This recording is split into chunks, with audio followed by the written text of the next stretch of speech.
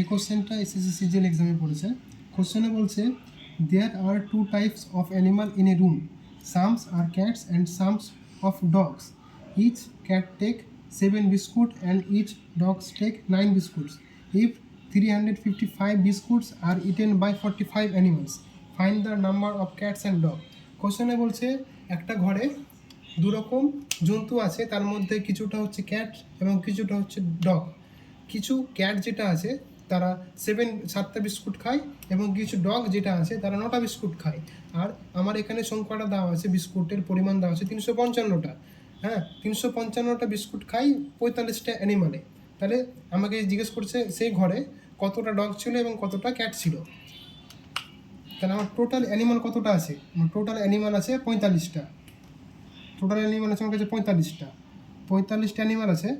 45টা অ্যানিমালের মধ্যে কিছুটা হচ্ছে ডগ আর কিছুটা হচ্ছে ক্যাট, কিছুটা হচ্ছে ক্যাট আর কিছুটা হচ্ছে ডগ। ক্যাট বিস্কুট এট করে 7টা আর ডগ টেক 9 বিস্কুট। ডগ এট করে 9টা বিস্কুট হলো।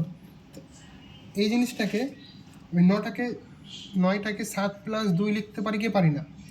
লিখতে পারি। 7 + 2 যেটা 9, আর 9 মানে 9।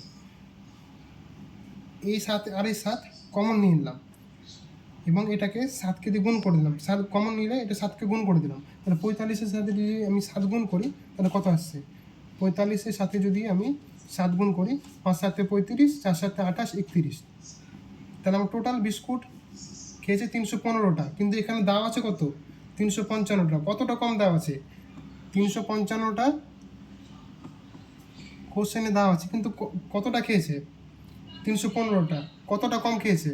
40টা খেয়েছে। 40টা কম দাঁড়িয়েছে। কেন কম হয়েছে? কারণ এখানে 2টা ডগ ছিল, তাই 2টো। তাহলে আমার আলটিমেট কত আসছে? কাটাকাটি যদি করি 20। তাহলে আমার এখানে ডগ বেরিয়ে গেল। ডগ যদি 20টা হয় তাহলে ক্যাট হচ্ছে আমার 25টা। তাহলে ডগের সংখ্যাটা আমার বেরিয়ে গেল। ডগ বেরিয়েছে 20টা। আর আমার টোটাল অ্যানিমাল কতটা আছে? 45টা আছে।